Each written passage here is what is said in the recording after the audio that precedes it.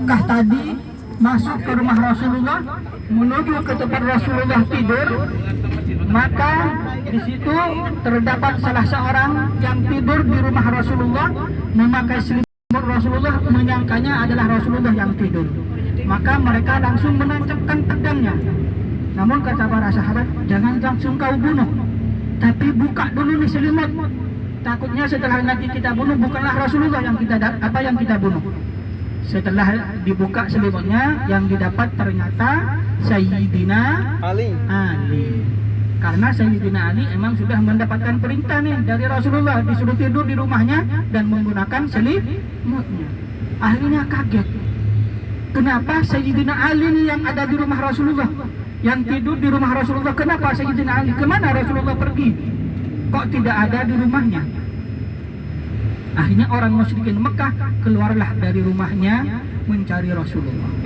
Kemana Rasulullah pergi? Mereka mencari berbencar dengan membawa senjata. Sedangkan Rasulullah sudah ada di atas bukit Sur tadi dengan Abu Bakar. Jadi setelah nyampe ke atas, Abu Bakar membersihkan dulu apa yang ada di dalam gua sana. Setelah dibersihkan, maka Rasulullah dengan Abu Bakar masuklah di dalamnya. Setelah itu, maka orang musyrikin Mekah ada saja yang tahu bahwasanya Rasulullah itu ada di atas sana. Jadi ada sebagian yang tahu. Namun Rasulullah setelah sampai di situ, Allah memerintahkan, yaitu menurunkan wahyu kepada burung merpati. Jadi Allah menurunkan memberikan burung merpati untuk bertelur di situ, di depan gua. Karena ada orang musyrikin Mekah yang tahu nih bahwa di atas ada Rasulullah. Allah memberikan wahyu dengan burung merpati sedang bertelur di depan guanya. Yang kedua, ada sarang laba-laba sedang menutupi bobot sarang di mulut gua Sur. Itulah wahyu Allah. Jadi, dan juga di depannya sana ada pepohonan. Jadi ada 3 wahyu Rasulullah di waktu orang musyrikin Mekah ini tahu bahwasanya Rasulullah ada di Jabal Sur di atas. Yaitu yang pertama, burung merpati sedang bertelur. Makanya merpati di Arab Saudi itu dipelihara, dikasih makan. Kalau di kita buat lomba. Makan. Buat lomba. Kalau di sini dipelihara, dikasih makan. Karena mengingat perjuangan Rasulullah dulu dengan burung merpati, Rasulullah selamat dari kejaran orang musyrikin, yaitu berupa sarang laba-laba juga. Jadi sarang laba-laba ini membuat sarangnya di mulutnya buah Sur. Ada pepohonan juga. Nah, setelah itu maka orang musyrikin Mekah tadi yang tahu bahwasanya di atas ada Rasulullah, maka di situ setelah sampai ke atas tidak percaya bahwasanya di dalam gua itu ada Rasulullah. Nah, pada waktu itu Abu Bakar ini takut. Ya Rasulullah, di depan gua sudah ada orang musyrikin Mekah. Saya takut ya Rasulullah, nanti mereka tahu, kalau mereka tahu kita tidak jadi hijrah, kita nanti meninggal ya Rasulullah. Ya Abu Bakar, la takhaf wa la tahzan, innallaha ma'ana. Jangan takut. Kalau kita berdua di dalam, ada Allah yang ketiga. Allah akan melindungi kita. Akhirnya Abu Bakar ini tenang. Walaupun di depan gua sudah ada orang musyrikin. Akhirnya orang musyrikin Mekah tadi tidak percaya di dalam ada Rasulullah. Kenapa? Karena ada burung merpati. Jadi kalau di dalam ini ada orangnya, yang jelas burung merpati ini tidak akan bertelur. Dan juga sarang laba-laba ini pasti rusak, tidak bakalan membuat sarangnya. Nah, setelah mereka tidak percaya, maka orang musyrikin Mekah turun dengan tangan hampa. Akhirnya Rasulullah selamat dari kejaran orang musyrikin Mekah. Pada pagi hari, Rasulullah memerintahkan putranya Abdullah diperintahkan untuk datang atau pergi ke kota Mekah, yaitu ke Masjidil Haram sana, diperintahkan untuk mencari tahu, mencari kabar bagaimana kondisi keberadaan orang-orang musyrikin Mekah. Dan juga Bapak Ibu sekalian, selama 3 hari 3 malam, yaitu Abu Bakar ini mengutus putrinya Siti, siapa tadi? Siapa putrinya Abu Bakar? Siti Siti Asma. Oleh Abu Bakar diperintahkan untuk mengantar makanan selama 3 hari 3 malam. Jadi Siti Asma ini mengantar makanan selama 3 hari 3 malam kepada Rasulullah dan Abu Bakar di sana. Dan pada waktu itu Siti Asma ini dalam keadaan hamil tua. Bayangkan yang ibu-ibu dalam keadaan hamil tua disuruh naik ke atas bukit sana. Nah, mikir noh. Langsung lahir. Tua naik ke atas bukit.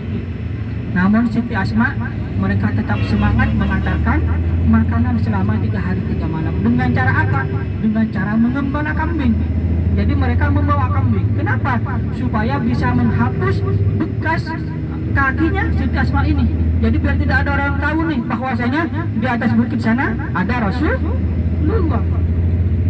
Jadi setelah itu Bapak Ibu sekalian, setelah kurang lebih ada yang mengatakan 3 hari 3 malam, ada yang mengatakan 3 hari 2 malam. Rasulullah beserta Abu Bakar di sana, yaitu melanjutkan perjalanan yaitu hijrah ke kota Madinah. Jadi Rasulullah beserta Abu Bakar dan juga para sahabatnya berjalan keluar dari Gua Sur menuju ke kota Madinah, yaitu ada yang mengatakan perjalanan Rasulullah itu ke kota Madinah, ada yang mengatakan 11 hari. Rasulullah terkadang menggunakan onta, terkadang berjalan kaki, ya, demi yaitu perintah Allah tadi, yaitu menyebarkan agama Islam. Jadi perjuangan Rasulullah sangatlah besar. Jadi sampai-sampai ingin dibunuh oleh orang-orang musyrikin, namun alhamdulillah Rasulullah selamat, yaitu berkat doanya, berkat pertolongan Allah Subhanahu wa taala. Jadi Bapak Ibu sekalian, itulah cerita singkat berkenaan dengan adanya Jabal Sur atau Bukit Sur. Salam baitullah. Allahu Akbar. Sudah ngantuk belum? Belum. Ini sepi menikmati apa gimana? Jadi ngantuk. Salam baitullah. Menikmati ya. Iya. Biasanya kalau sama anu turun. Aduh, sarapannya kebanyakan, perut udah kenyang, di atas kepala ada AC, masuk di kepala kita dingin, udah tuh.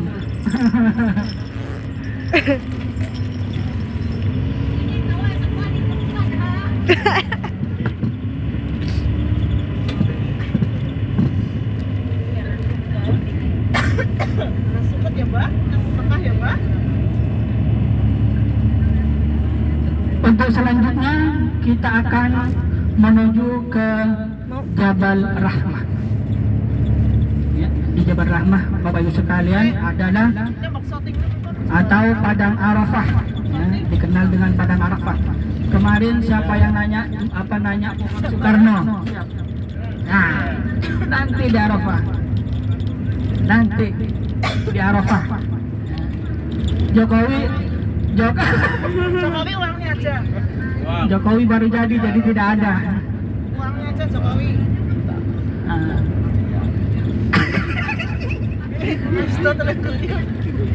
minyaknya lagi kemahalan. Nah Bapak Ibu sekalian, mari kita simak betul-betul karena kita akan melaksanakan manasik. Di samping ada sejarah juga di Arafah sana. Jadi Bapak Ibu sekalian, nanti kita akan manasik langsung, yaitu berkenaan dengan haji. Ya, bagaimana para jamaah haji itu dari tanggal berapa sampai tanggal berapa melaksanakan ibadah haji. Khusus Pak Hamidi yang saya tahu di bus ini, karena mereka sudah pengalaman, mereka mengenang kembali di waktu melaksanakan haji dari tanggal berapa sampai tanggal berapa, maka sekarang akan melaksanakan manasik langsung ke tempat-tempat pelaksanaan ibadah haji. Yang belum diberi kesempatan, semoga Allah memberikan kesempatan untuk melaksanakan ibadah haji. Banyak meminta Allah sudah berjanji akan dikabulkan. Kapan Allah yang akan menentukan? Yang penting kita jangan enggan, jangan memohon kepada Allah, jangan sampai merasa capek untuk meminta.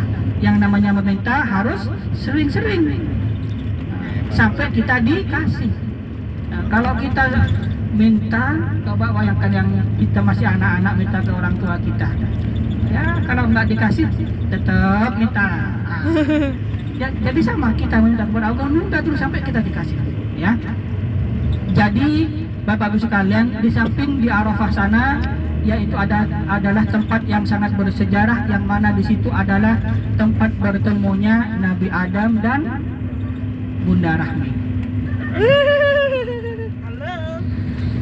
Dengan Nabi Adam dan Bunda Hawa, mereka oleh Allah dibiarkan di surga, disuruh makan apa saja oleh Allah, akan dikasih pada waktu itu juga. Bayangkan, padahal sudah enak, dibiarkan di surga, disuruh makan apa saja, minta apa saja, detik itu juga akan dikasih oleh Allah. Namun Allah melarang kepada Nabi Adam dan Hawa ini untuk mendekati kepada salah satu pohon, yang mana pohon itu ada yang mengatakan pohon khaldi. Dilarang untuk didekati kepada Adam dan Hawa. Nah, dalam larangan ini jin dan setan mendengar. Mereka mengusik Nabi Adam dan Hawa, merayu mereka supaya mendekati kepada pohon yang sudah dilarang tadi. Akhirnya dengan rayuan jin dan setan tadi, akhirnya Nabi Adam ini mendekati kepada pohon yang sudah dilarang oleh Allah. Bukan hanya mendekati, bahkan ada yang mengatakan sampai memakan atas buahnya, yaitu buah khaldi. Akhirnya Allah Subhanahu wa ta'ala marah kepada Nabi Adam dan Bunda Hawa. Mereka diturunkan ke dunia yang sangat gelap ini. Ada yang mengatakan Nabi Adam diturunkan di India, Bunda Hawa diturunkan di Jeddah. Makanya di Arab Saudi ini ada kota Jeddah, itu berasal dari nenek moyangnya. Jeddah, yaitu berarti nenek. Jadi Bapak Ibu sekalian, bayangkan dari India dengan kota Jeddah, sangatlah jauh. Mereka kesepian. Di mana Nabi Adam, di mana Bunda Hawa. Mereka memohon kepada Allah, ya Allah, sangat kesepian sekali ya Allah. Mereka mencari Rasulullah dan Rasulullah mencari Nabi Adam mencari Hawa. Mereka bertaubat kepada Allah, yang mana taubatnya Nabi Adam ini sering kita baca. Rabbana zalamna anfusana wa illam taghfir lana wa tarhamna lanakunanna minal khasirin. Inilah taubatnya, doanya Nabi Adam dan Bunda Hawa. Berdoa kepada Allah karena mereka sudah khilaf, sudah mengikuti jin tadi, yaitu diturunkan dari surga. Akhirnya Nabi Adam dengan Bunda Hawa dipertemukan kembali, yaitu di Jabal Rahmah atau Bukit Rahmah, yang artinya adalah bukit kasih sayang. Biasanya setiap kali bawa jamaah, mungkin juga Bapak Ibu sekalian sering mendapatkan cerita kalau sampai ke Jabal Rahmah disuruh nulis, betul. Apa ada titipan? Tidak. Biasanya kalau dulu awal-awal itu jamaah Indonesia itu bukan hanya nulis, terkadang bawa foto. Disuruh selepin di sana. Buat apa loh, nggak ada perintah. Terkadang yang belum dapat jodoh ditulis nama jodohnya. Memang tahu jodohnya siapa? Ada yang belum dapat jodoh? Ada. Nggak usah ditulis. Banyak, coba nanti sampai ke sana di batu-batu itu, di tangga-tangga banyak nama-nama orang di situ, entah apa dia. Jadi Bapak Ibu sekalian, kita sekarang ini nampak tilas. Tidak usah nulis-nulis, tidak usah nyelepin foto.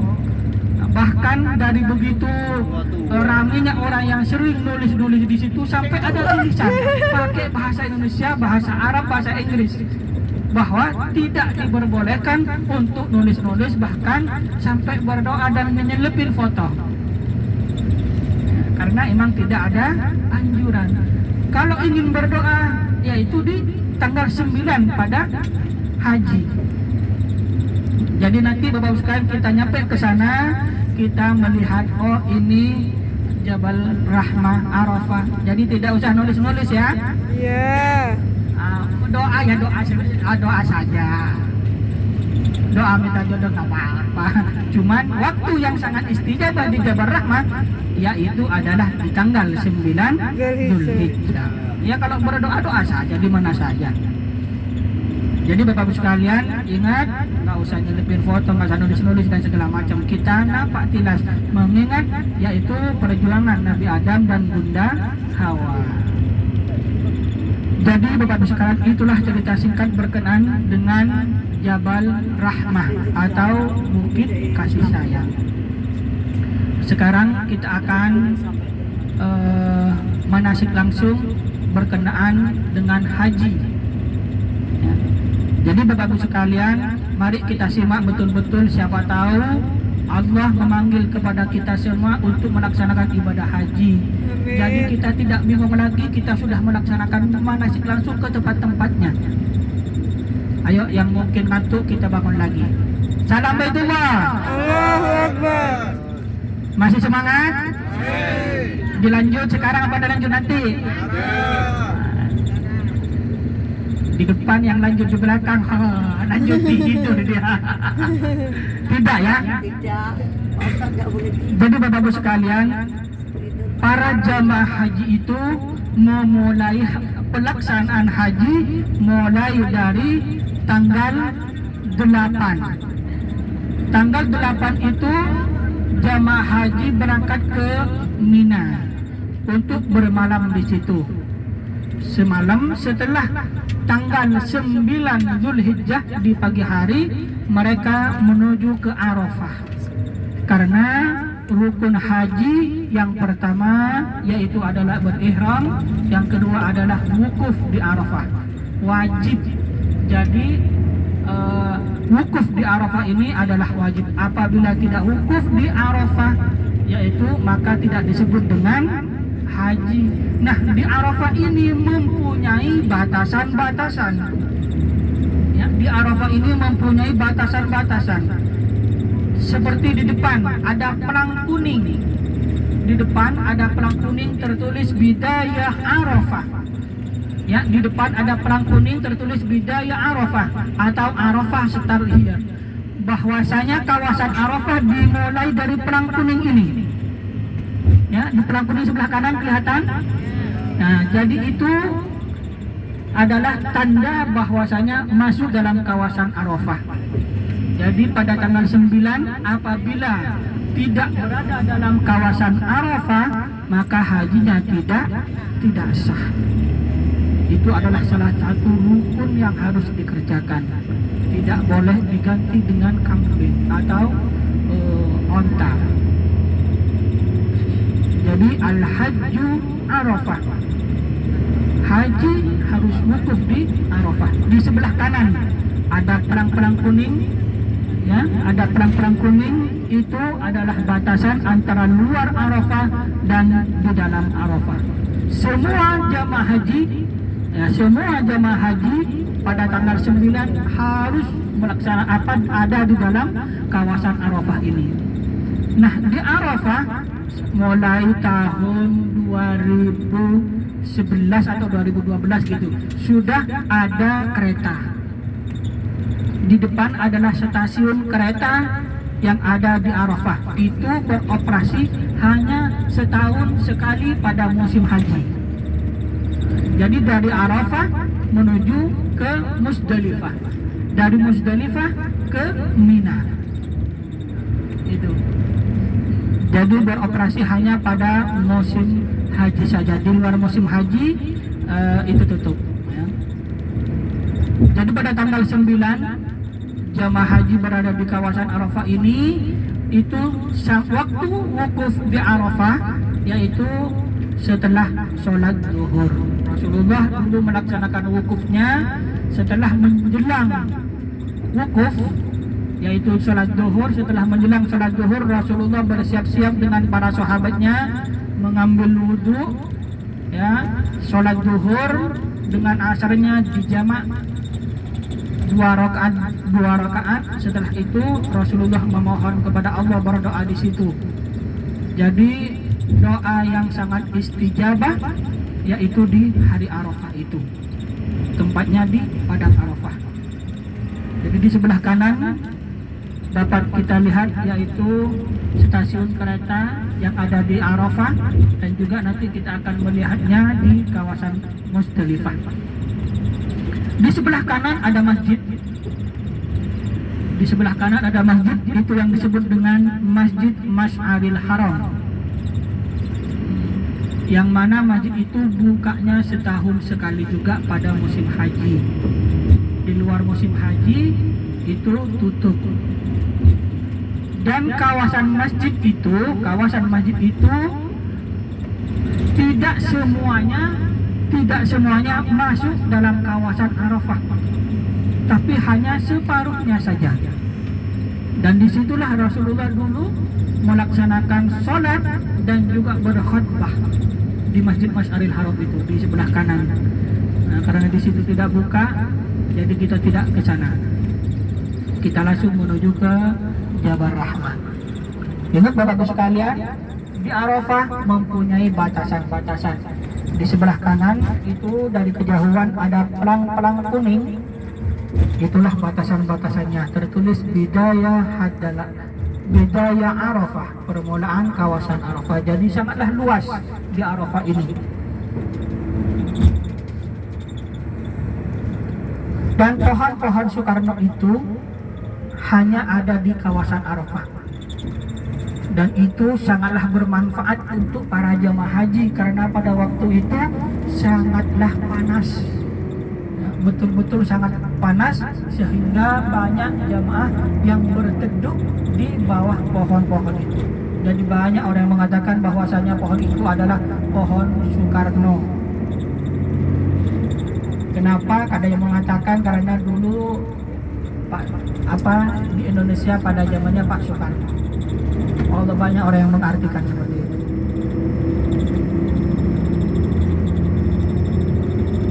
Sebentar lagi kita akan memasuki kawasan Arafah atau Jabal Rahmah.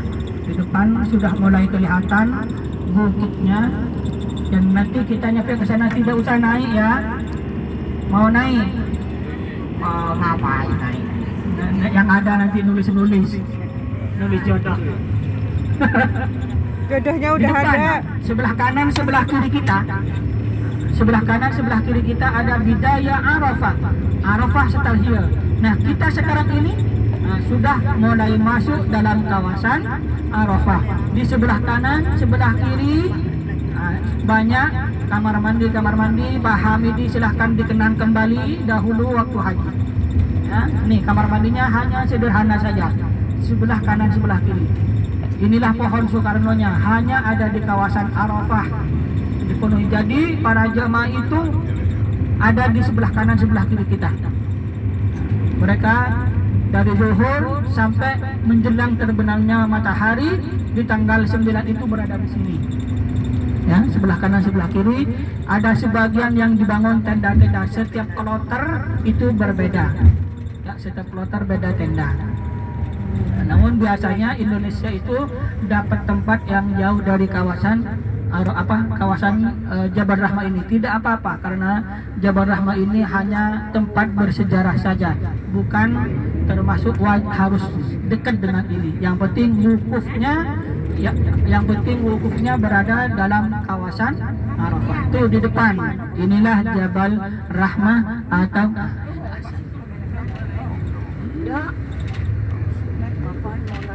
Nulis, kakek. Enggak papilo kamu ya?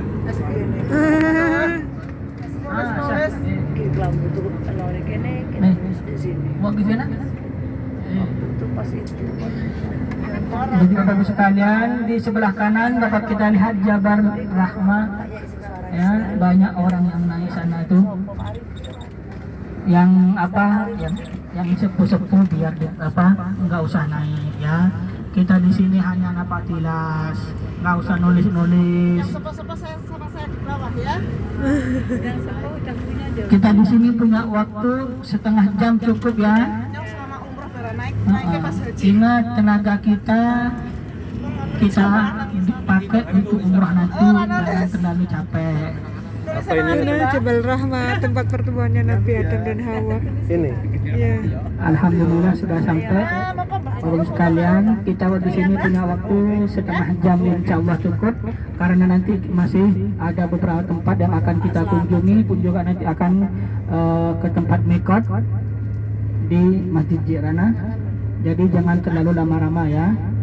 Insya Allah setengah jam nanti kita sudah dibas lagi ya. Oke, mari kita turun bersama-sama dengan pembacaan basmalah. Bismillahirrahmanirrahim. Udah di sini jangan di sana ya. Yang sok karo yang Mau di sini aja. Urusnya ke situ, foto. Oh ya, ayo. Awas kakinya di sini. Enggak.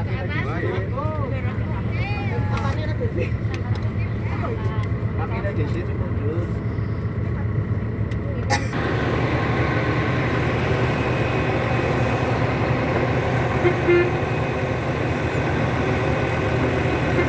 Nabi.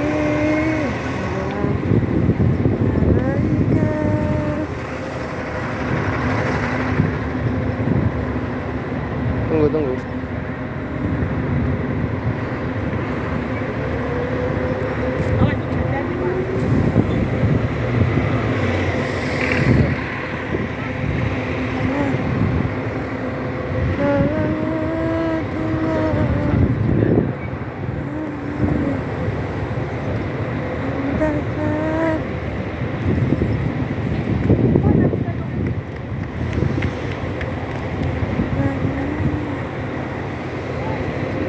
Ayah bawa uang real apa enggak?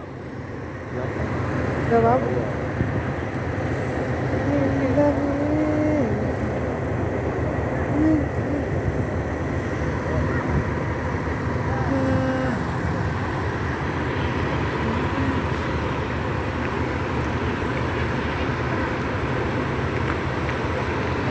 Mundur, Pak. Kira ketemu kita.